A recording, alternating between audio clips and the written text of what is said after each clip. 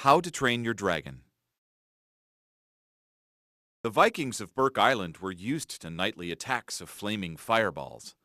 After all, they'd been fighting dragons for 7 generations. One teenager, Hiccup, wasn't a typical Viking. Where most were brawny, Hiccup was brainy. But that didn't stop him from longing to fight dragons like the other teenagers.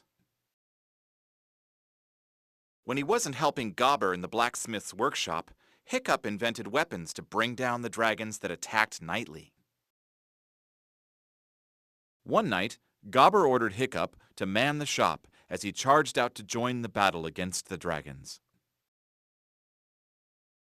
Hiccup realized that this was the perfect opportunity to try out his latest invention, the Mangler. He told himself, "No one has ever killed a Night Fury.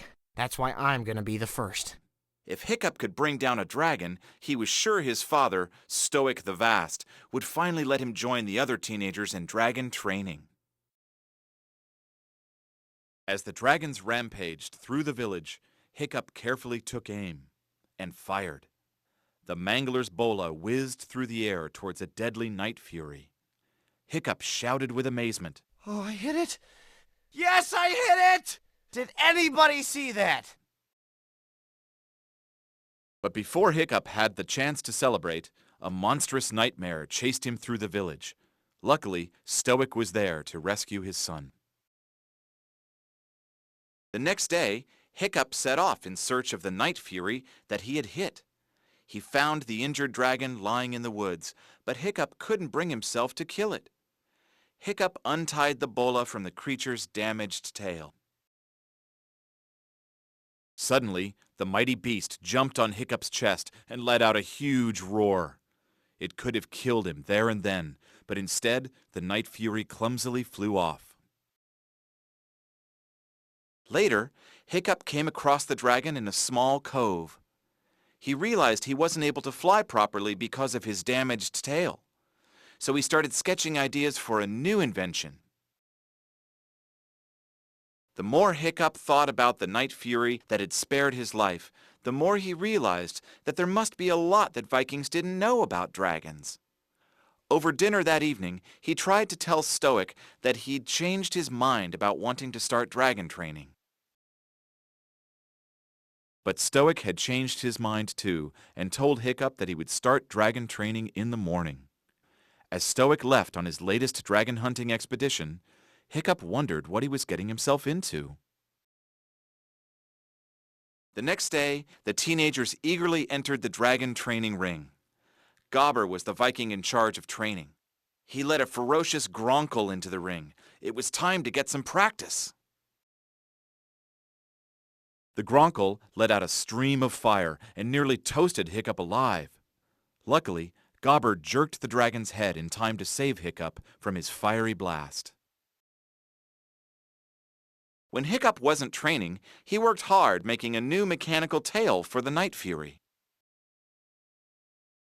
But when he tried to attach his invention to the dragon, the big creature flicked his injured tail out of reach. "Stay with me, buddy. We're good. Just a little bit longer," Hiccup pleaded, throwing his leg over the dragon. Suddenly, Toothless rocketed into the sky, pulling Hiccup with him.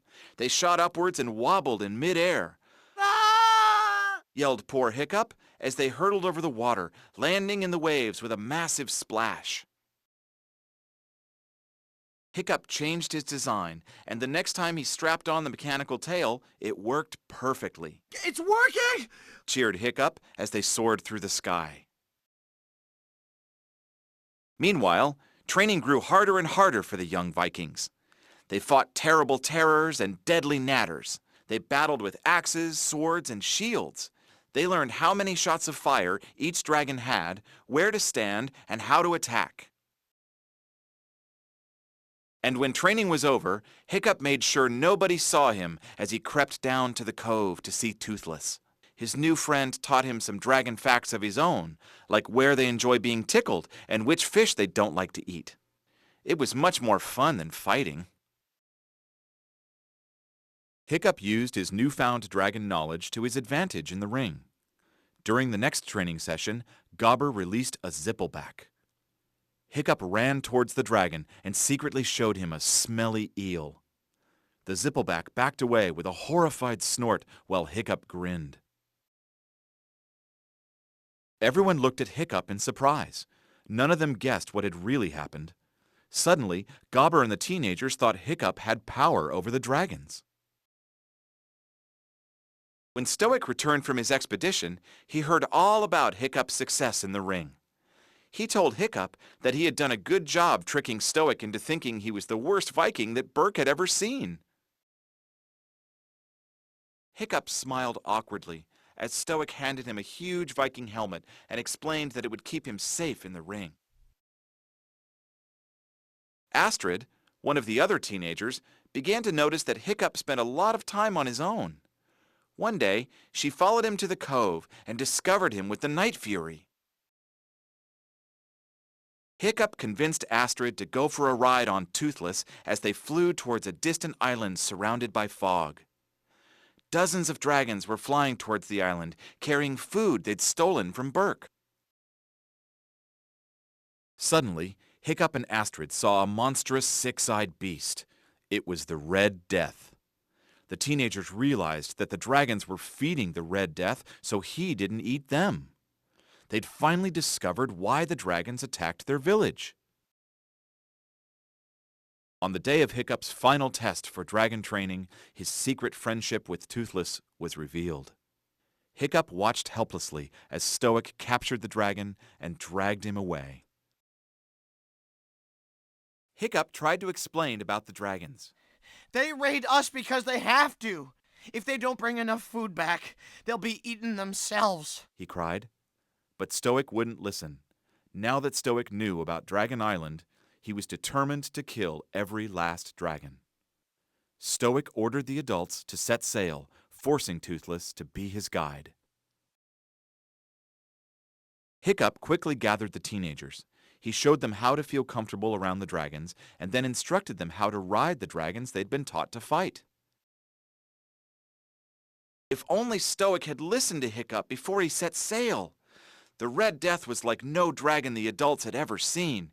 He crushed their weapons like eggs and blasted holes in their ships. The Vikings were losing the battle. Suddenly, the teenagers swooped to the rescue, riding dragons. Hiccup saved Toothless from Stoic's sinking ship, and the pair bravely fought to defend the adults. Stoic saw that Hiccup had been right all along. The dragons weren't the problem. It was the Red Death who was their real enemy. Hiccup had an idea.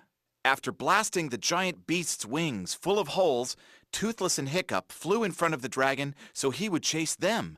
Then they dropped into a nosedive towards the ground. The Red Death followed, gas hissing from his mouth. Toothless let out a fiery blast. The Red Death couldn't stop. He swallowed the flames and exploded as he crashed helplessly to the ground.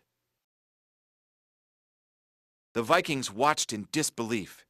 Hiccup and Toothless had destroyed the Red Death. But Hiccup's glory came at a price. The long battle was over, and dragons and Vikings were finally free to be friends.